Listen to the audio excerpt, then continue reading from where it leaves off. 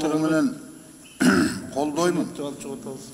Кожоюк Жачөк жакшы маселени көтөрүп атасыз. Анан мен бир эле сунуш кылып кетейин дегем да. Ушу МЧС менен могу пожарниктерде дагы абдан оор акыбалда. Бар да.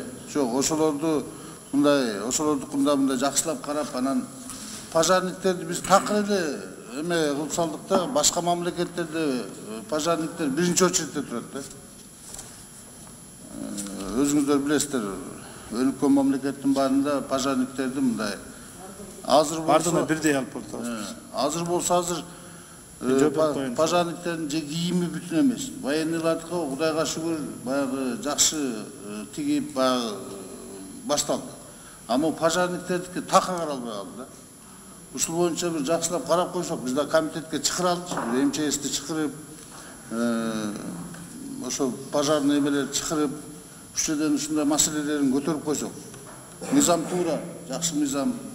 Бул боюнча карап берели, бирок ушунун аткарылышы боюнча ушу военныйлардыкын жылда карап атып биз мында жакшы болду, оңолуп калды.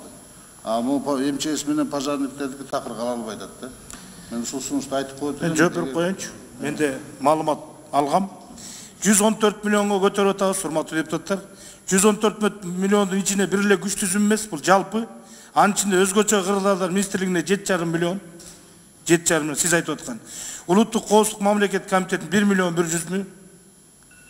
Мамлекеттик чек ара кызматына 44 миллион 600 миң. Кыргыз Республикасынын ички иштер министрлигинин ички аскерлерине 2 миллион көтөрүлүп атат.